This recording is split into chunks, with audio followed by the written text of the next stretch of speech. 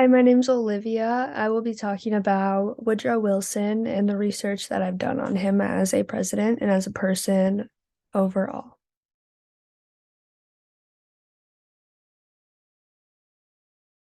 Wilson's father, the Reverend Joseph Ruggles Wilson, was raised in Ohio before relocating to Virginia in 1849. But after doing so, he developed unreconstructedly Southern attitudes and political views. The Reverend Wilson served as the pastor of a number of Southern Presbyterian churches and also taught theology at Southwestern Presbyterian Theological University and Columbia Theological Seminary.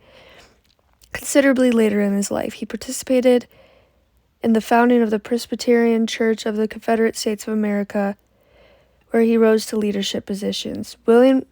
Wilson was raised in a predominantly African American neighborhood in Columbia, where the church leased slaves rather than owning them as they were customary.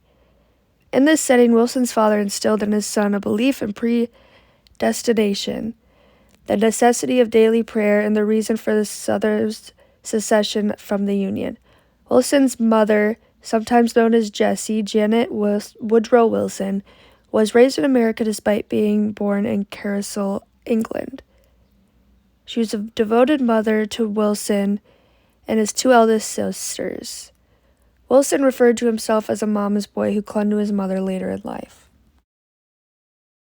When it came to ending the First Global War, the entire globe looked at America and Woodrow Wilson's leadership. Wilson advocated for a post-war League of Nations and a peace of reconciliation based on democracy, self-determination, rejecting annexations and indemnities. The Versailles Treaty was signed with Germany at the conclusion of the Paris Peace Conference in 1919 was not well received by the newly elected Republican Congress in the United States, especially when it came to the League of Nations and collective security provisions. Ultimately, under Wilson's Republican successor, a separate peace was signed between the United States and Germany. Wilson received the 1919 Nobel Peace Prize and was hailed as a peacemaker in Europe. More accomplishments include serving as the 28th President of the United States for 2 terms, serving as the country's chief and commander during World War I.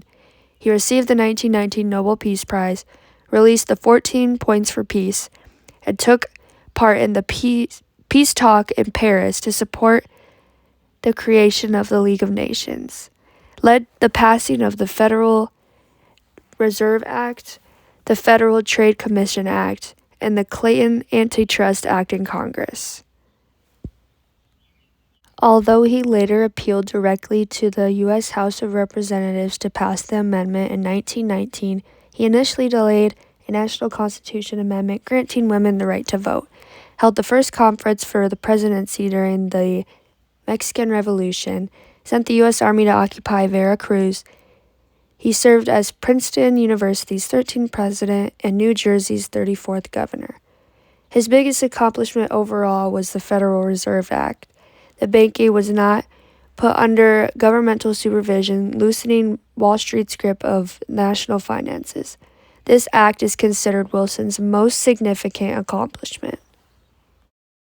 The Ku Klux Klan saw a significant resurge during the Wilson's tenure as president, and the U.S. federal government was still segregated.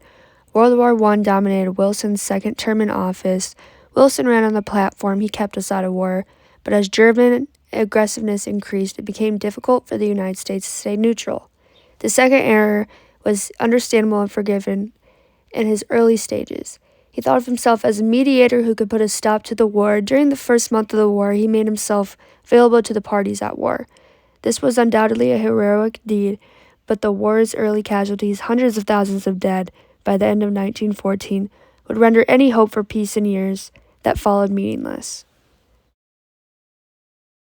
Wilson suffered a severe stroke and would never fully recover, so he was unable to campaign for another term as president.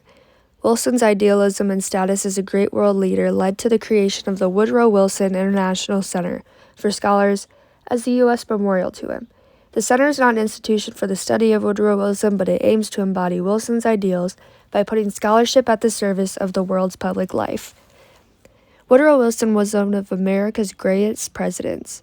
His domestic program expanded the role of the federal government in managing the economy and protecting the interests of citizens.